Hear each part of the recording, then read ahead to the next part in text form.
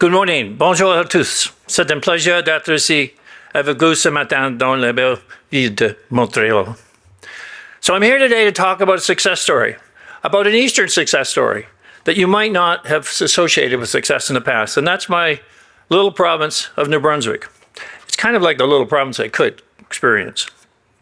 It's a story that a province that has come back from the brink of physical disaster. You may recognize or read a book a while ago. We didn't want a whole lot of circulation on that back about 10 or 12 years ago. And it was called New Brunswick, Headed for the Physical Cliff. And we're not headed for the physical cliff anymore. There's a place that's no longer described by national media as an economic basket case with high unemployment, declining population, and little prospect that things could get any better. So, it's exciting now to be on the other side of that. And I'm waiting for those positive notes, which are coming out, which we see from bond raters, which we see from people that are looking at the province in a new way. So I'm talking about New Brunswick, the province where I was born, raised, built a career. For the past 6 years, have had the honor of serving as Premier. Now, I come from a little different background because I spent over 33 years in business. And that's why conferences like this are important, but certainly are ones that I can relate to quite directly in what can be done in the current situations that we're in across the country and across the world for that matter, in managing our resources, in managing our economies better. So I have in addition to my wife Marcia, and I have 4 daughters and 5 grandchildren. We've been married for 45 years, and we're in this together. It is indeed a family event. And with 4 daughters, there's always some controversy there. And there's one particular one that we have. I have some very great debates with. So I always say, well, 3 out of 4, that's not bad when you have the support in that sense. So in the other thing, I believe strongly in the foundation of our country and in families. And of course, that's why we did take a stand on parental rights. So in the past 6 years, the province's finances have changed dramatically. The province's outlook has changed dramatically. After generations of people going down the road to Ontario and West in search of work, because they had to leave their families and they had to look elsewhere. More New Brunswickers are staying at home and raising their families. And they aren't alone. We're seeing record numbers of people moving into our province from across Canada and around the world. In fact, the average age of New Brunswick has gone down. And I often say I'm not necessarily helping that average age, but we're going from 46 to 45. And our increase in 10% in population, our increase in student population is up about 10% as well. So these are young people as well moving into the province. We've seen a steady flow that hadn't seen for decades, where we've seen people move in rather than move out. We've balanced our budget ever since we've been in office for the past 6 years. But the record is under threat because, as you know, this is an election year. This is a time when political parties typically promise billions of your tax dollars to elect themselves. Imagine, what a philosophy. We didn't do that in 18, we didn't do it in 20, and we will not do it in 24. And I guess that's the advantage of independence, is that you'll do what you believe is right, and if that doesn't work, then you'll do something else. Our unemployment is down, the job growth is up, and we now have the hope for the future. New Brunswick is living up to its motto, Spam Reduxit, or Hope Restored. I hope that you will take a look at us with fresh eyes. We are not the downtrodden, economically failing province we once were. New Brunswick is a place with bright prospects, and I hope some of you will join in the success by investing in our continued growth and prosperity. Taking the technology sector, for example, we might not be what you associate with high tech, but we have the workforce and the facilities to be competitive in a much larger centers in this growing sector of the economy. The University of New Brunswick's facility of computer science has seen phenomenal growth in the past 4 years. The faculty has increased by 30% and undergraduate enrollment is up by 60%. Over the past 5 years, the number of New Brunswickers with skills that tech sector needs have grown by 93%. So we have state-of-the-art facilities and the costs that are significantly lower than in other tech hubs, and a stable and salary competitive workforce. In addition, on the manufacturing sector, we have 2 year-round ice-free ports, 2 Class 1 railroads, and air connections to 100 million customers located across eastern North America. Our electricity rates are the lowest in Atlantic Canada. New Brunswick is ready to meet the future and be leader in an accelerating world. A key element to securing an economic future is energy. We know that New Brunswick deserves access to reliable and competitively priced electricity and other energy sources. We know this need must be met in an environmentally responsible manner as we strive to reduce emissions of greenhouse gases that drive climate change. I believe that all these goals are achievable and can be done in a manner that does not put an undue financial burden on taxpayers. In December 2023, we released our energy strategy powering our economy and the world with clean energy. The strategy is a 12-year energy roadmap for New Brunswick, setting out a clear picture of the energy mix in New Brunswick today, what the energy landscape will be in 2035, and what changes are required to get there. The strategy outlines the role new energy sources like hydrogen will play going forward and how they will develop, incubated, and leveraged for economic growth. Our mix of energy sources is already one of the most diverse in Canada, and we intend to go further in the next decade to ensure that our future energy demands can be met. We will transform our energy picture, securing reliable and cost-competitive power for New Brunswickers, and we can do it without the burden of a carbon tax. As one of the only two jurisdictions in Canada in the nuclear business, we will expand our nuclear sector with a commitment to have 600 megawatts of small modular reactor capacity integrated into the Point Lepreau nuclear generating station by 2035. We are committed to expand the use of renewable energy with 1,400 megawatts of new wind power and 500 megawatts of solar. The strategy also recognized the importance of new energy sources, including an increased roles for hydrogen, renewable natural gas, and biofuels in the future energy blend, with traditional natural gas serving as a vital transition fuel, both locally and globally. Transmission upgrades and enhanced connectivity within Atlantic Canada, which are underway, will play an important role in balancing the grid and allowing load growth.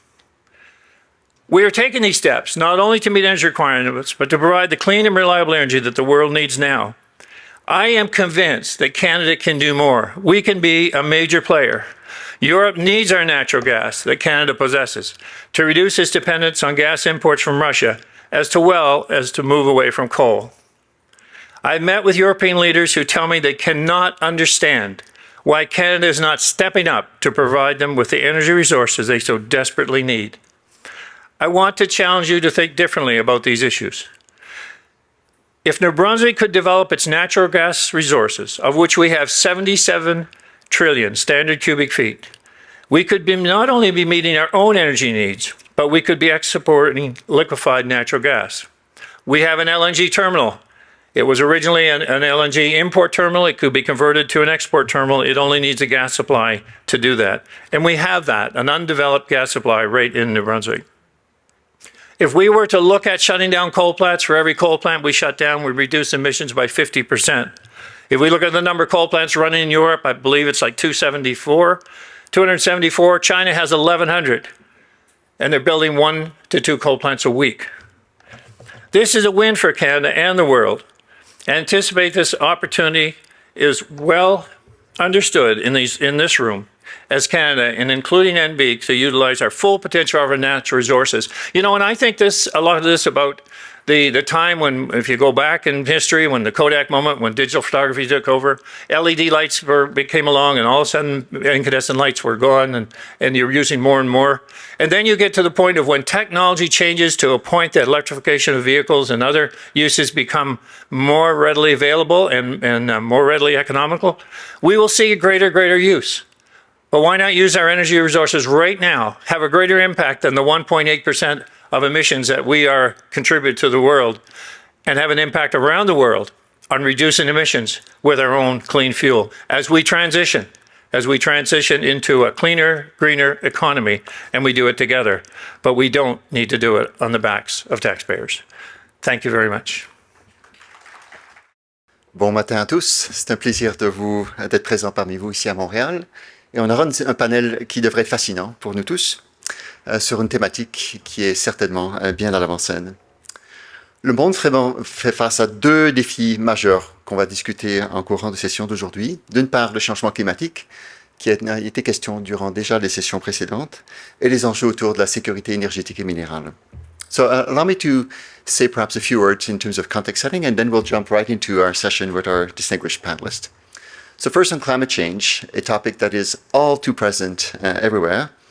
And now we're faced with very clear scientific evidence that the impact is real and impactful. And we see also that occurrence happening right around the world, around those emergencies that are impacting our population, whether it's flood, fires, heat waves, hurricanes. The trends could not be clearer, and the need for bold and immediate actions are required clearly in this case. Probably don't need to dwell on that evidence, but probably worth noting it as we embark in that discussion. The second one has been very much at the forefront of the agenda, is around this whole geopolitical context. Obviously the war in Europe, Russia's invasion of Ukraine, but also the tensions that are witnessed right now in the Middle East, tensions in Asia, have created a level of angst in terms of security of supply that is very, very present in the minds of our world leaders and business executives. À la lumière de ces enjeux, on a eu un fort intérêt de la part de nos partenaires et nos alliés à travers le monde. We've seen a steady flow of senior government leaders and government business executives coming to Canada to seek such supply of both critical minerals and energy. Et à vous demander pourquoi est-ce qu'il y a un intérêt si vif face au Canada, les raisons sont multiples. And it's probably worth pausing to reflect as to why there's such acute level of interest around the world to do business with Canada these days. The first is rather obvious, is that we have an abundance of natural resources, whether energy, critical minerals, and the list goes on, right across the country. So that obviously is an important starting point, and a premier reference some of those resources that we have across the nation. Another one is skilled labor. Like, this is a business that we know, and we're skilled at operating at scale. Another one is around innovation and having a proper competitive tax regime present. Another dimension probably worth noting, something that our competitors often don't have, is a stable political context and a lack of corruption. Not the norm in most large energy exporters in the world. Maybe to unpack some of those dimensions succinctly, on innovation and clean tech, this has been historically quite an area of strength in the country. We have over 3,000 firms that are active in the domain, universities, national labs, are really second to none in terms of advancing future energy technologies. A dimension also that has been quite prominent lately is around our clean electricity grid. Over 84% of our electricity is GHG-free, thanks to our large hydro resources, nuclear, wind, solar, geothermal, and more. And this dimension was especially important when we pursue discussions with large automakers and battery manufacturers lately. And as you've seen, we've been very successful attracting large-scale investments in both critical minerals projects, but also battery and electric vehicle plants, securing over $60 billion worth of investments over the past couple of years, including in those large auto investments by Honda, Volkswagen, LG Stellantis, and Northvolt, and along with the full ecosystems that came along with it. And perhaps lastly to note, in terms of the drivers for those interests by foreign partners, is the competitive tax regime, which I've referenced earlier. So the Government of Canada did announce in the last budget 2023 and more recently in budget 2024, investment tax credit to the tune of $93 billion over the next decade. And these cover a range of technologies, and they were meant to be in direct response to the US Inflation Reduction Act. So whether it's around hydrogen, carbon capture, clean electricity, clean tech manufacturing, and EV supply chain that was just recently announced in the past weeks. So the sum of this really makes Canada an attractive place to do business. Perhaps to illustrate the challenge that we'll be discussing during our session that just follows, in terms of that ramp up, the clean power production that is expected in Canada, just yesterday, the Canadian Electricity Advisory Group came out with its report. They've been at it for the past year and presented quite a significant body of analysis, but also recommendations as to how Canada can do such a ramp up. Just to give you some figures here, to give you a sense of the scale of the task at hand, according to the modeling work that has been done by the Transition Accelerator and referenced in this report, capital investments in the sector is expected to be to the tune of $1.4 trillion. So that's $1,400 billion between now and 2050 in order for us to fulfill our objective. That accounts for about $55 billion yearly in terms of annual capital expenditures, double the rate that we've seen in recent years. And as you're probably going to hear in our panelist presentation, we've seen already major capital commitments being made by our large utilities, whether in Quebec, in Ontario, in British Columbia, and other jurisdictions. We're looking to do the rapid ramp up to meet demand for our consumers, whether it's for transportation, housing, and industry. And worth noting that that money will be split pretty much evenly between power generation and distribution and transmission that are needed there. Allow me perhaps to close by expanding a bit the perspective from a global vantage point. Canada showed a major roles in global discussions around that energy transition, whether at COP28, again, where we've been quite forceful to make sure that commitments have been made, including that commitment to triple renewable energy capacity globally and double the global average of energy efficiency improvements by the year 2030. So clearly a lot happening there, and that global leadership will continue. The Prime Minister will be in Italy in the coming days for the G7 leaders meeting, where I expect such issues will be discussed, and again going into our presidency of the G7 next year in 2025.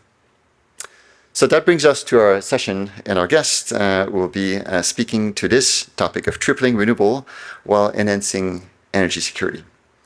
Donc, je vais introduire brièvement nos panélistes. Tamara Lundgren, who is Chairman, President, and CEO of Radius Recycling. Bienvenue. Laurent Germain, PDG de Egis. Bienvenue. Camille Perreault, Directrice Stratégie Évolution d'entreprise à Hydro-Québec. Michael Rucker, founder and CEO of Scout Clean Energy, and Ramy Azar, Vice President, Engineering and Chief Technology Officer at AtkinsRéalis. So it should be a great session. So hope the mic will carry on. Here we go. So I thought we could jump right into the topic. This is clearly an issue of considerable interest to our audience, and interested to hear your thoughts on that broad thematic that has been conveyed there. So global ambition is to triple renewable energy capacity. Yet, according to the IEA, we're still short of kind of being able to keep pace of that, even though there's been quite rapid increase of power production. So I wonder if I can turn to you, Tamara, to talk in particular to the issues around materials and how we are able to ramp up. Absolutely.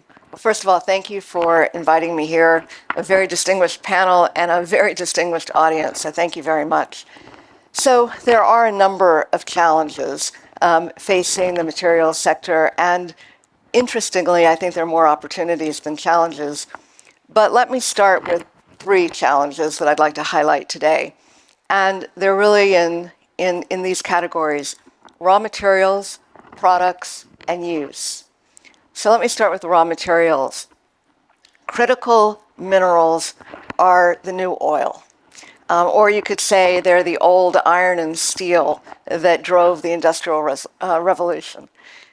Without increased supply and increased access to supply of critical minerals, there will be no successful transition to a low-carbon world.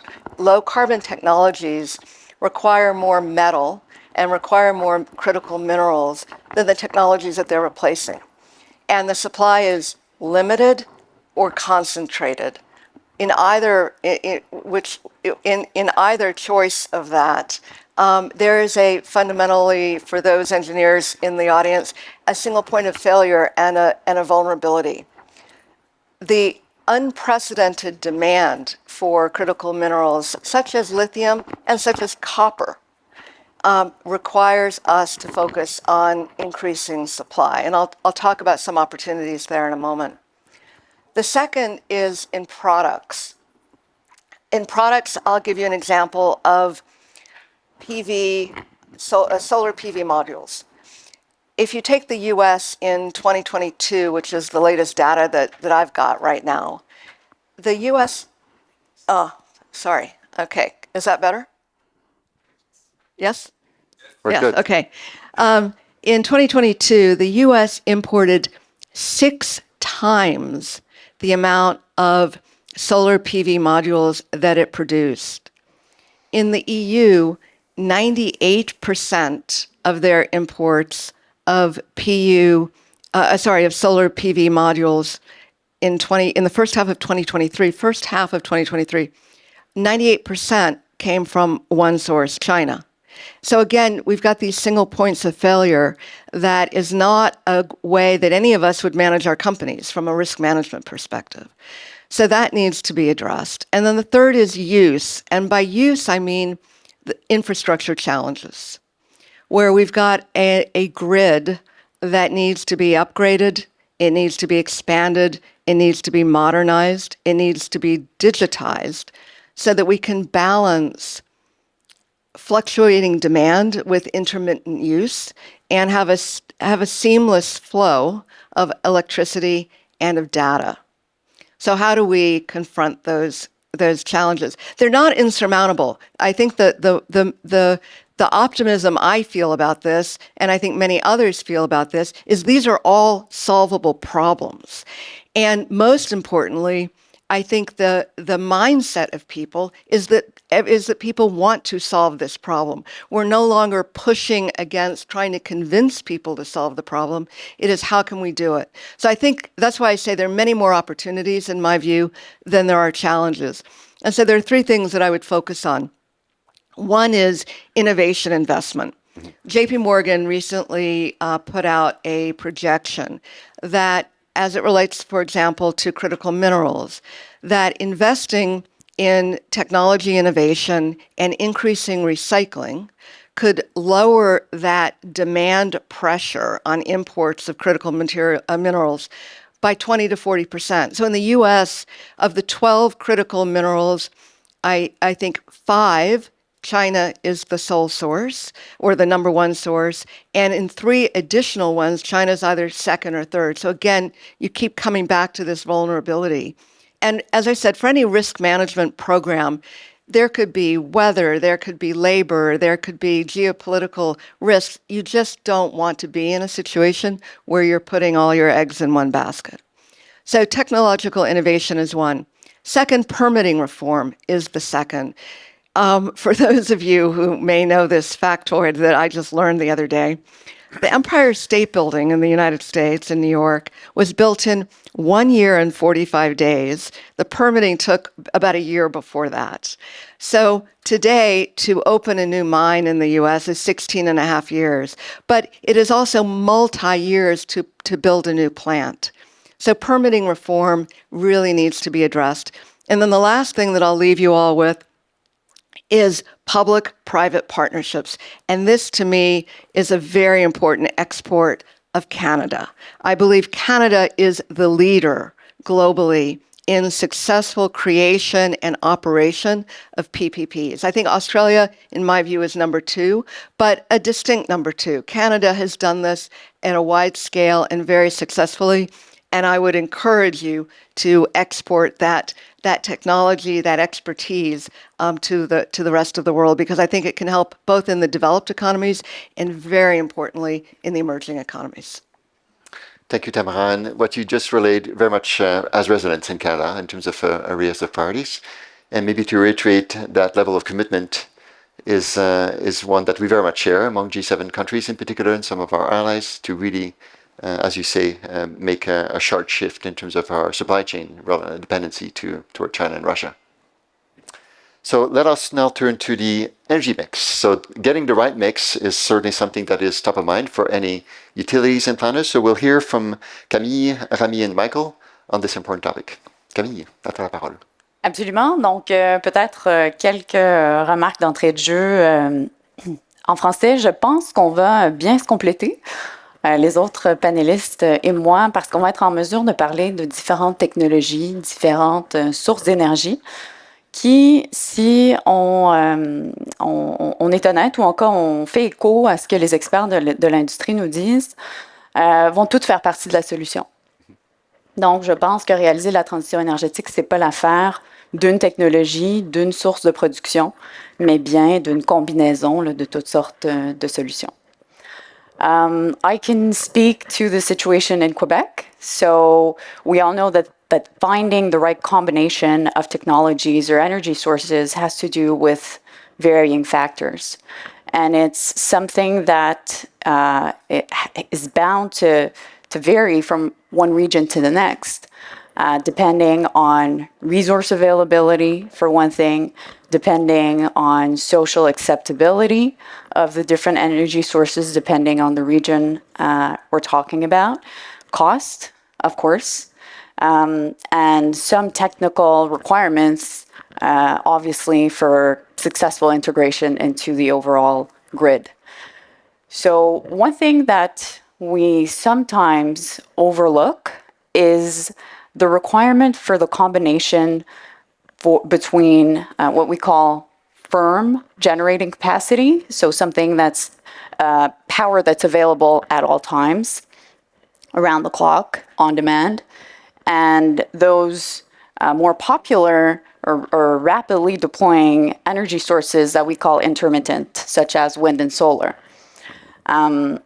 So back to the energy mix in Quebec, we're very fortunate that we have vast hydropower resources. In Quebec alone, Hydro-Québec operates 37 gigawatts of hydroelectric power, and that sets us in an interesting position to be able to incorporate lots of wind power, for example. So for 2035, we've announced that we're going to add on install capacity up to 10,000 megawatts in wind power to our grid. So this combination of this intermittent power that is wind power that we get to deploy faster, I would say, than the average hydropower facility is only made possible because we do have these vast resources in terms of hydropower. So we're definitely going to bank on adding wind power, 10,000 megawatts. There's something to be said about upgrading existing equipment as well. So, for example, in our existing hydro plants, we're able to get up to 2,000 additional megawatts in new capacity just by upgrading existing equipment by newer, higher performing technologies.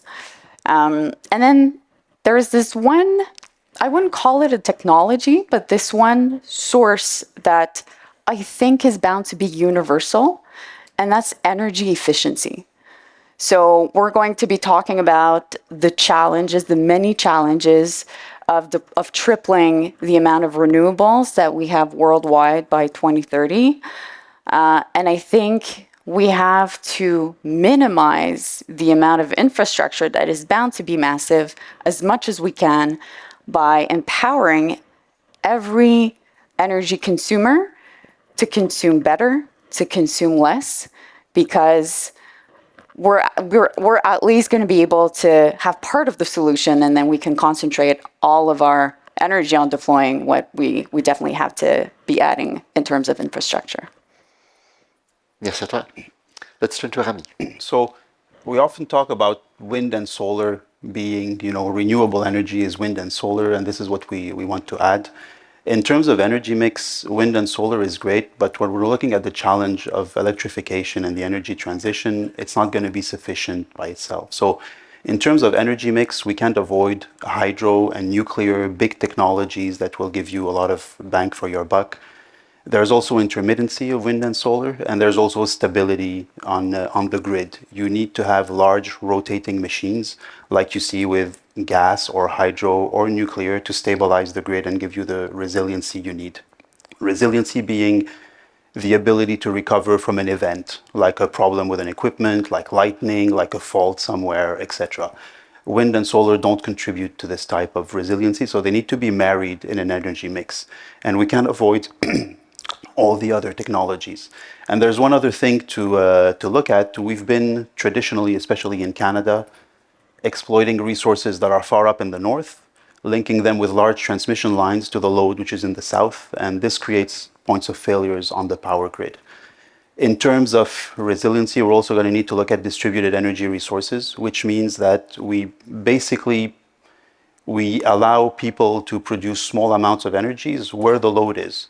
It could be as simple as solar panels on a roof in a farm, in a city, etc. We see that more and more in Europe now.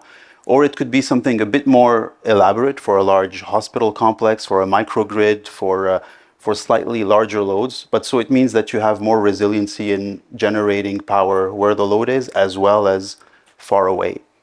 It changes the complete way of operating a power grid now, because you have generation where the load is. So all of this needs to be digitized. It needs to be controlled very efficiently. And there are many, many energy efficiency measures that we could still put in place that we haven't taken into account yet. Great, thank you. Michael. Thank you very much for the invitation. Merci pour l'invitation à la conférence de Montréal. Et aussi ce panel.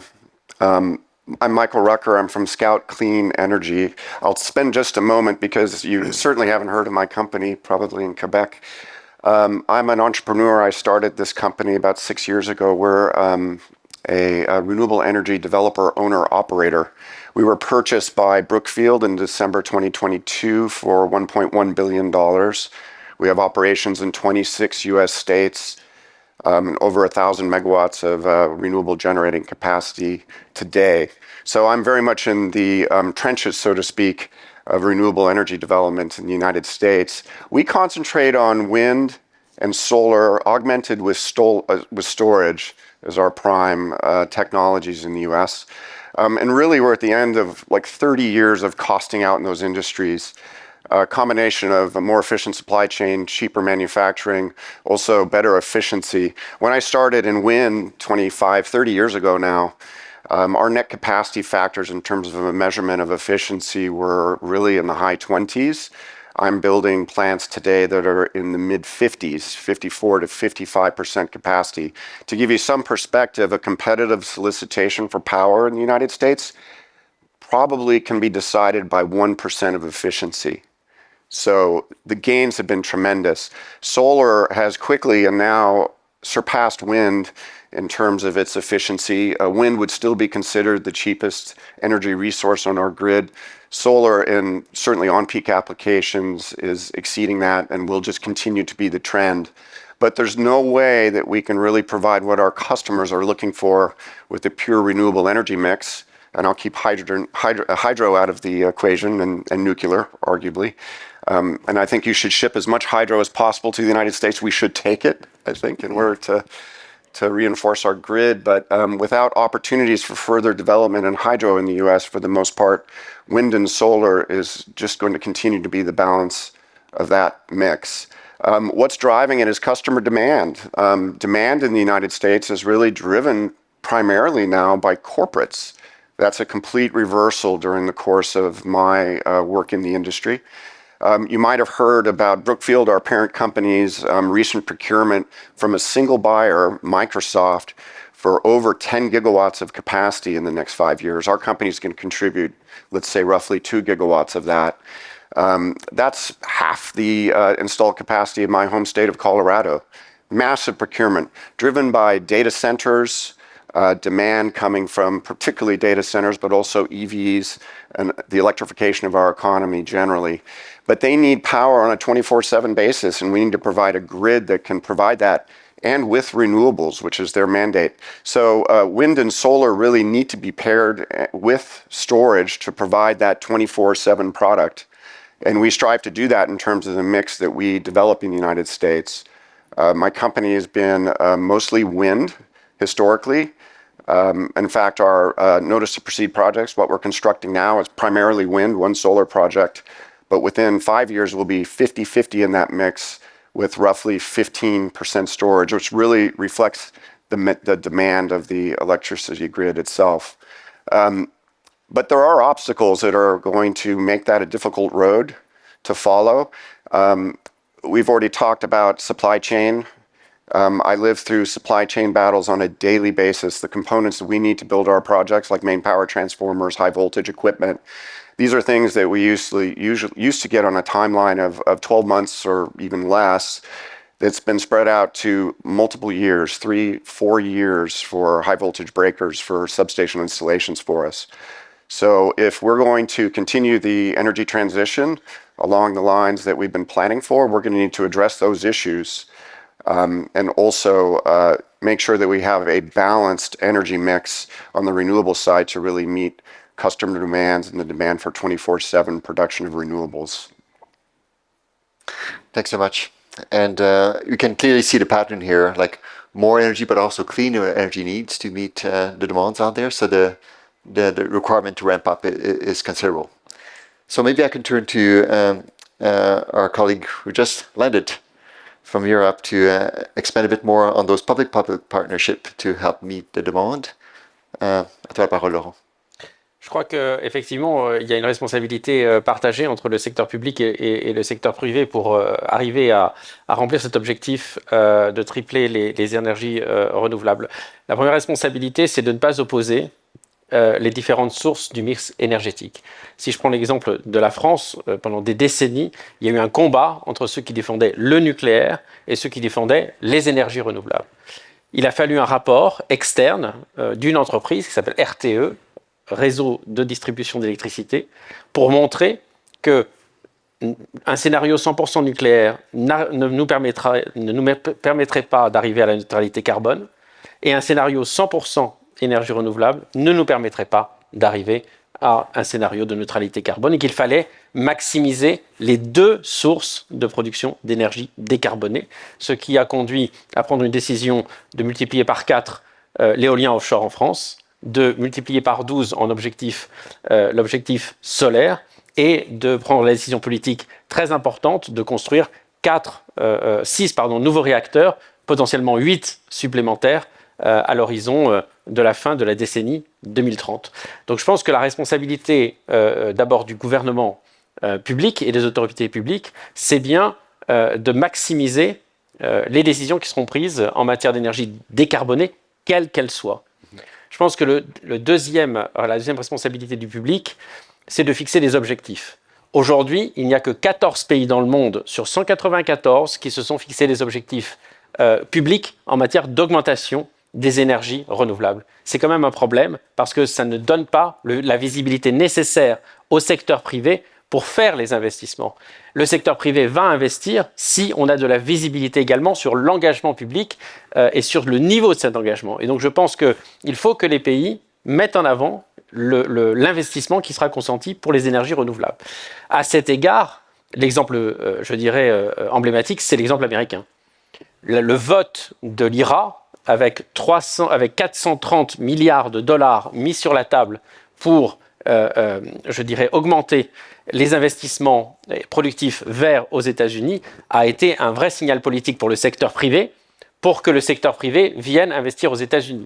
C'est là où on voit d'ailleurs que tripler les énergies renouvelables, c'est aussi un enjeu de politique industrielle pour les pays. Et moi, je me réjouis de l'IRA, même si je suis européen, mais je suis le patron d'une entreprise mondiale, et donc faire du business aux États-Unis, c'est aussi bien que faire du business en France. Néanmoins, je trouve que l'IRA est une très bonne nouvelle parce que les autres États dans le monde vont être obligés de répliquer et donc de se positionner, et financièrement également, parce qu'il y a là un enjeu de compétitivité et un enjeu de compétition industrielle entre les différents pays.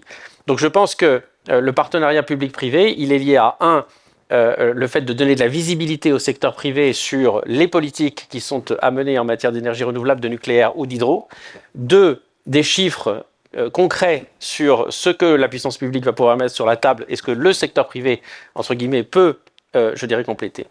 Troisièmement, sur le secteur privé, il faut qu'on monte en puissance. Car aujourd'hui, le nombre d'ingénieurs que nous avons pour la transition énergétique et écologique n'est pas suffisant.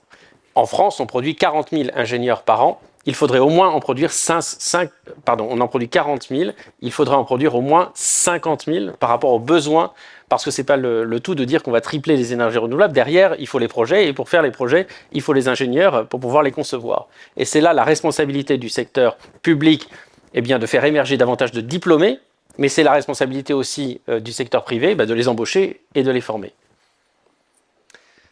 Vous y faisiez référence à l'instant, you're just referencing the challenges that those countries, developed economies are doing, whether in France, in the United States, in Canada. But I wonder if you could expand a bit the horizon of our discussion, because this is a global issue, whether it's around materials, whether it's around clean energy, its distribution. So how could we kind of lift all boats and figure out ways that other countries beyond those in the OECD are able also to participate in that transition.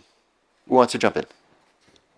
Je peux peut-être juste sûr. continuer. Je pense que les financements qui sont mis sur la table pour les énergies renouvelables dans les pays en développement et les pays émergents sont insuffisants. Sur les dépenses qui ont été consenties, par exemple, dans les 10 années passées, 2% simplement concernaient l'Afrique. Et donc, il faut absolument, en particulier dans les financements des financeurs internationaux, les grandes banques de développement international, eh bien, qu'il y ait un shift vers, je dirais, les projets verts, afin d'aider les pays en développement et les pays émergents à lancer de grands projets en matière d'énergie renouvelable. Just to start, I've never thought of and would think of the United States as a model for industrial policy by any means, but the IRA has effectively done that for the renewable energy in the US, and that's created incentives that have mobilized the private sector. In terms of deploying renewable energy technologies at the scale we need to do worldwide, access to capital is going to be the largest barrier. Even in the most developed economy, if I can say that, in the world, in the United States, we're suffering constraints right now for capital for projects and a complete reorientation of our tax equity markets, which is how we drive investment in these projects in the US. But worldwide, the IEA, where I used to work actually, I think they're projecting that we're going to need something like $4 to $4.5 trillion of annual investment of capital worldwide to meet the Paris goals. That is a tremendous challenge, definitely. I mean, even in the United States, the U.S. government's budget, including all the non-discretionary items, is only roughly $6 trillion, I think. So clearly, there's not going to be enough public money available through multilateral institutions, through governments, to fuel this transition. The energy transition is going to be needed to be financed by private capital. So we need to create an environment that supports that and allows that. And we're going to have to think of new regimes in the developing countries where you have perhaps not the economic or policy climate that's really facilitated that.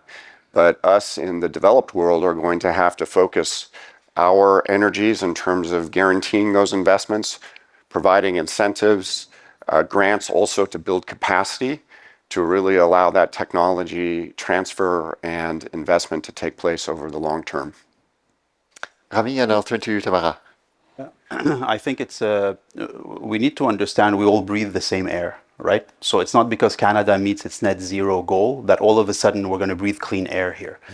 The more advanced economies have the manpower, have the technology, and they have the research and development efforts ongoing. There is almost a social responsibility there to be able to export this knowledge and to be able to help developing countries in decarbonizing. There are always low-hanging fruits when you start decarbonizing, things we know how to do. You can get rid of some CO2 right away. And then it becomes harder, as you go down in your levels of CO2, it becomes harder to decarbonize the rest. Well, there are low-hanging fruits in developing countries that are still there, waiting to be taken care of. So we should look at meeting our own targets, but there's also a responsibility in being leaders in the world to help others decarbonize their own economies. And I agree with all of that.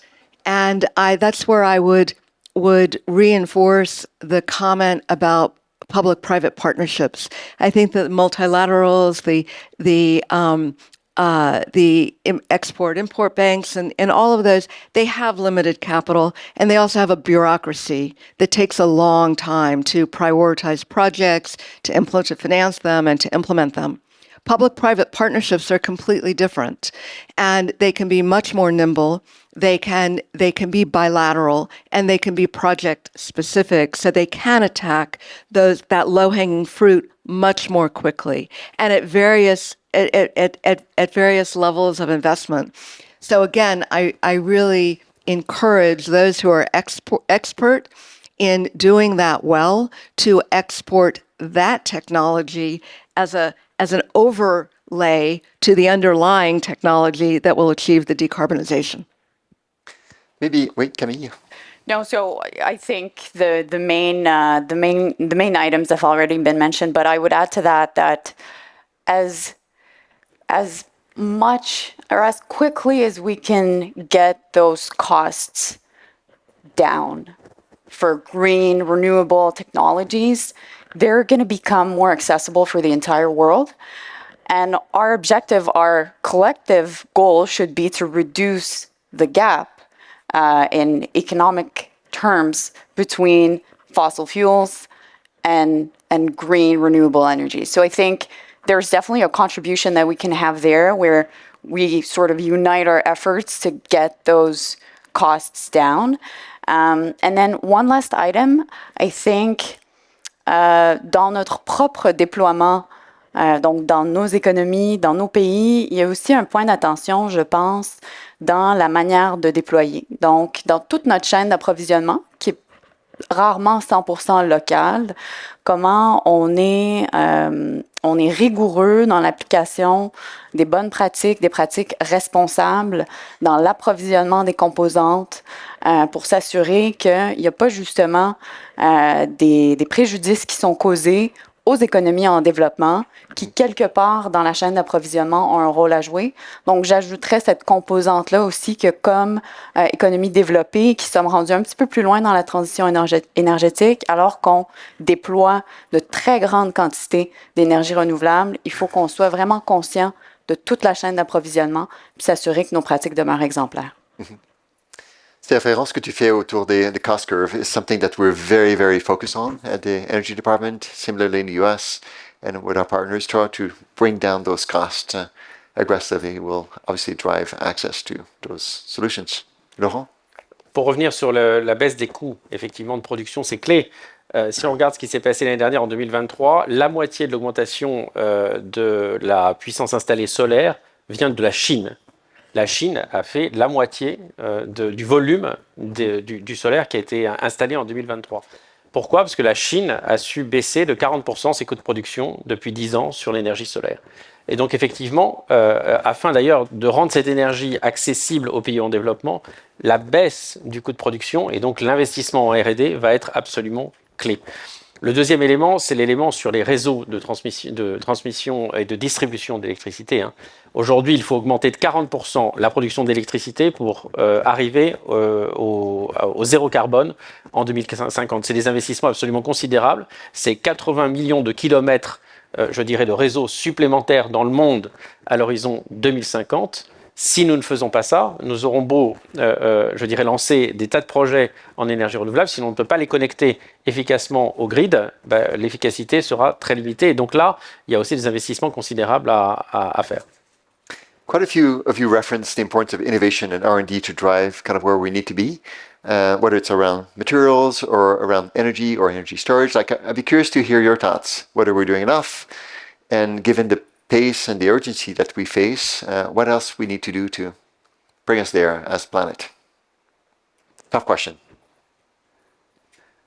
Well, for sure, in terms of engineering and design for the power grid, we're not exploiting right now the full benefits of things like BIM technologies, digital twins, artificial intelligence, automated design, etc.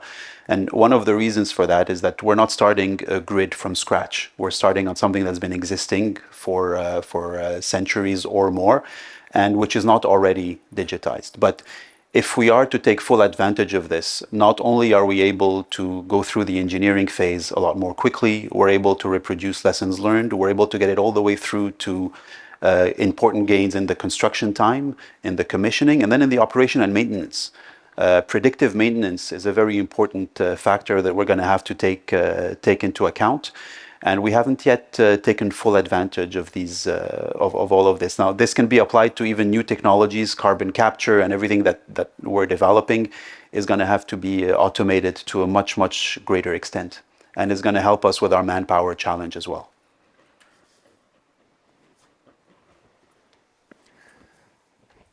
I think we need to think long-term. The energy transition, the battle to meet the clean carbon goals of the Paris Accords, it isn't going to be met overnight. So we need to be thinking in terms of decades of development. Wind and solar in particular, and now storage, have brought us so far so quickly. and they'll continue in the near term probably to be our key tool to deploy zero carbon technologies into the electricity grid at high pace. But I think we do need to continue to invest in nuclear technology, particularly SMRs. That'll be very important for the baseload power needs that we have in the future.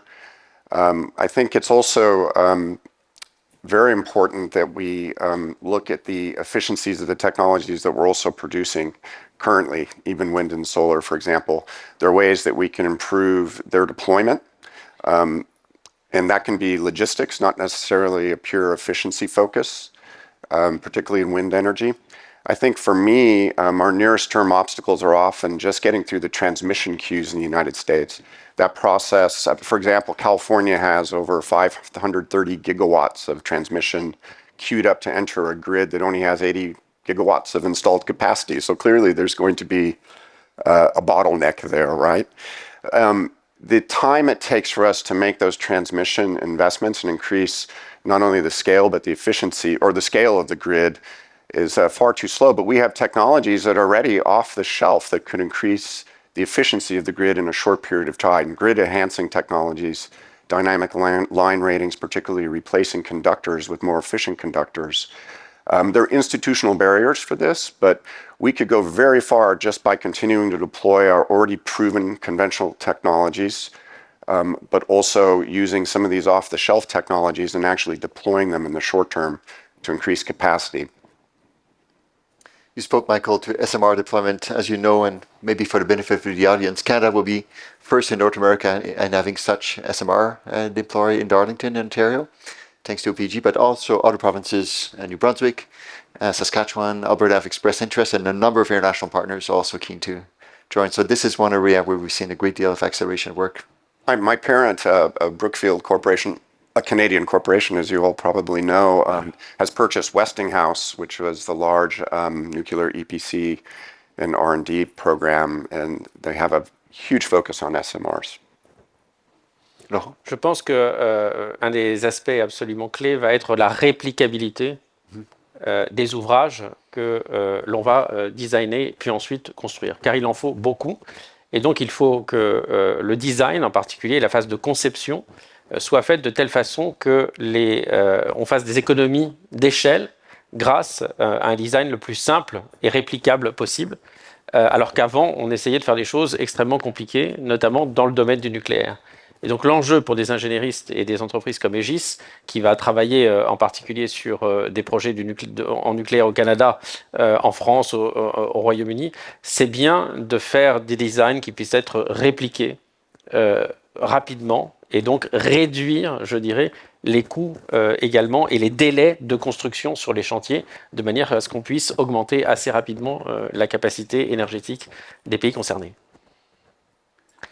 I wonder if we could switch, and I'll turn to you, Camille. We talk about like the long game and the innovation, and feel free to opine on this too. But operating efficiency is also key, making sure that those install capacities, whether wind, solar, nuclear, hydro, are operating to their fullest potential.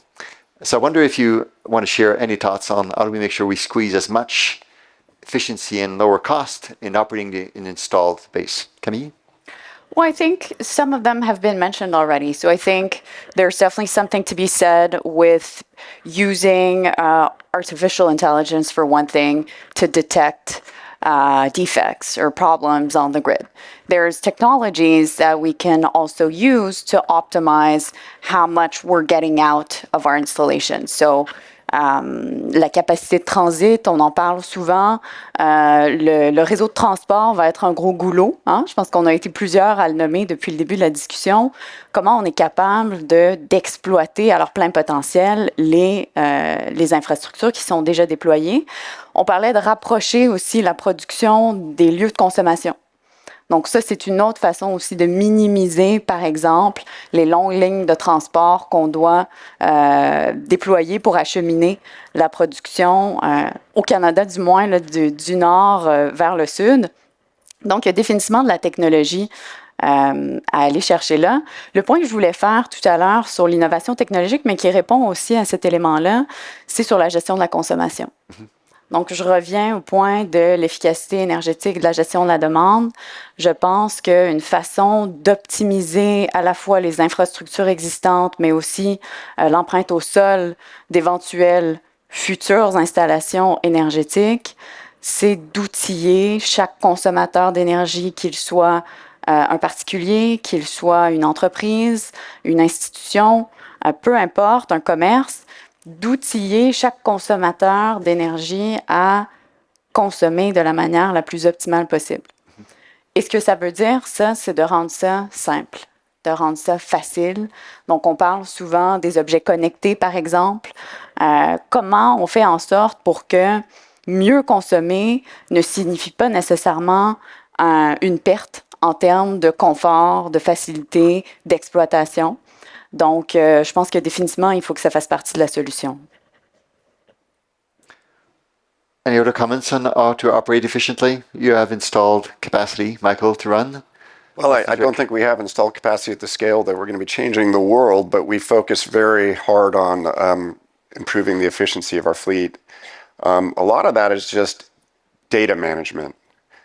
We have hundreds of points of data from every operating wind turbine, for example. We monitor this in real time on a 24-hour basis, even for a company of our size, which would be a kind of a small to mid-size owner-operator.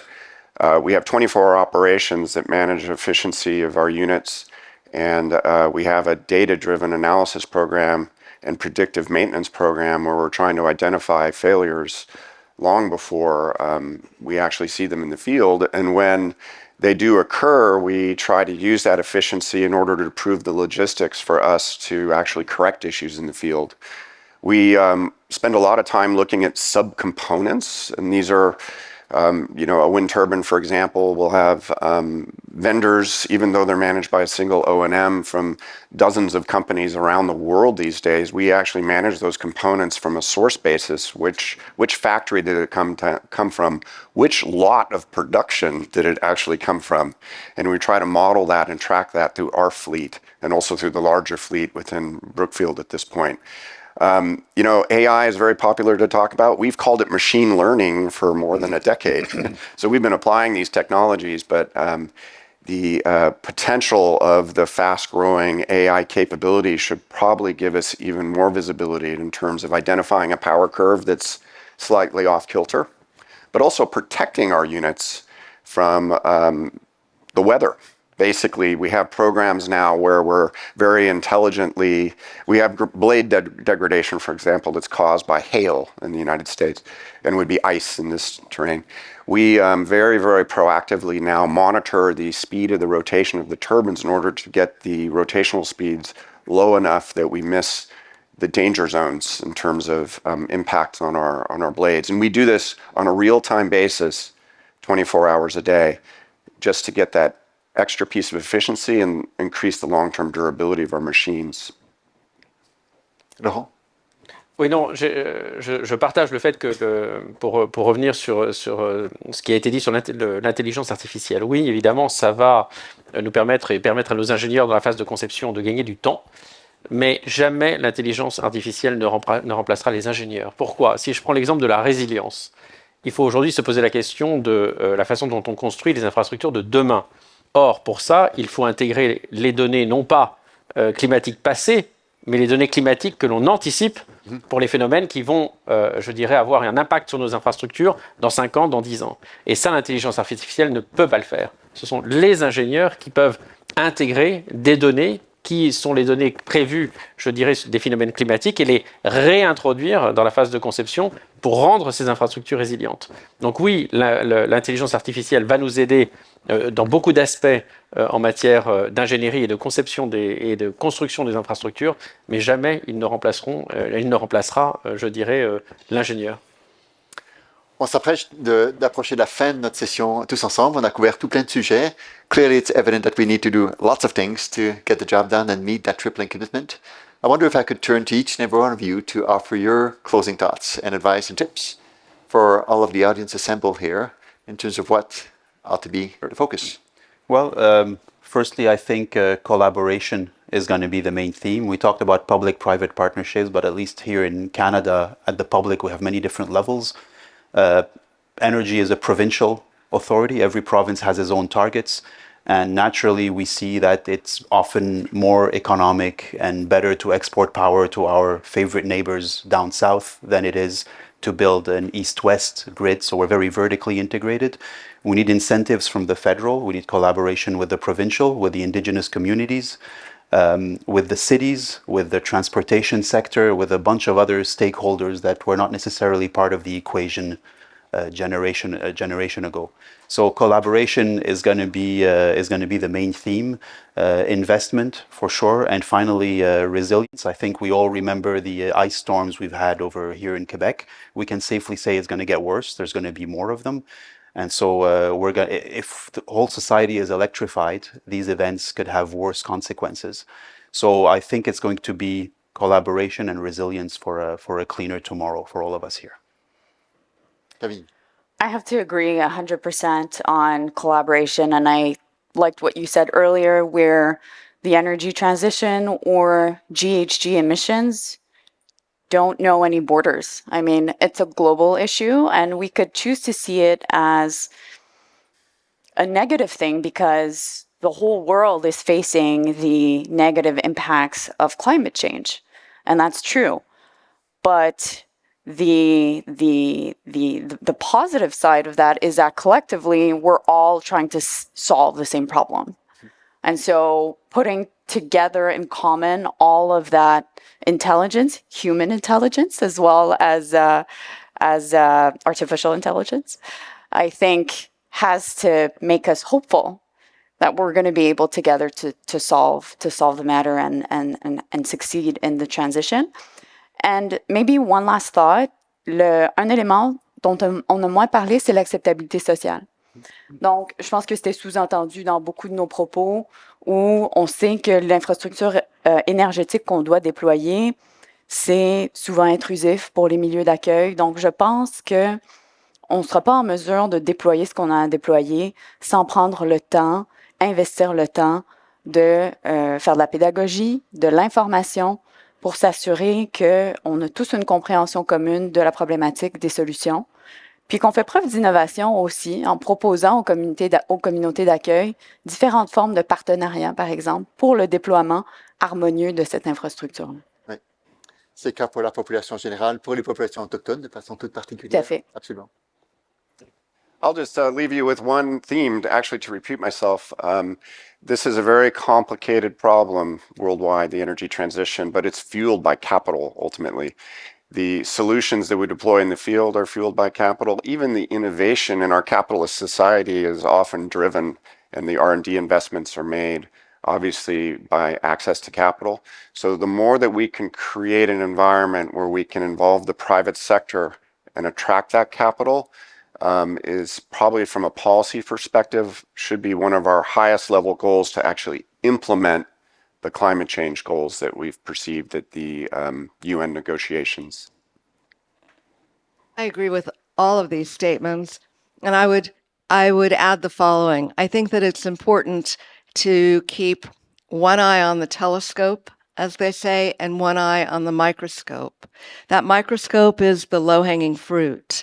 The use of the focus on the fact that if we don't get the raw materials to build the infrastructure that we need in order to generate the power that we're seeking, we're never going to achieve it. So let's focus on things like recycling. Let's focus on low-hanging fruit to improve the decarbonization that we know has no borders. And then let's continue to attract that long-term investment to focus on the telescope and the truly transformational changes that will fuel the sustainable future. Je pense que je retiendrai le changement d'échelle qui est nécessaire, changement d'échelle dans le capital qu'il faut lever et donc dans les financements qu'il faut mobiliser, 4 000 milliards de dollars par an si on veut avoir une chance d'arriver à nos objectifs. Changement d'échelle dans le nombre d'ingénieurs formés pour pouvoir, je dirais, répondre à cette demande. Changement d'échelle dans le partenariat entre le public et le privé. Sinon, il sera difficile d'arriver, je dirais, au triplement des énergies renouvelables, qui est une absolue nécessité. Très bien. Ben, merci, grand merci à nos panélistes. I think they deserve a round of applause.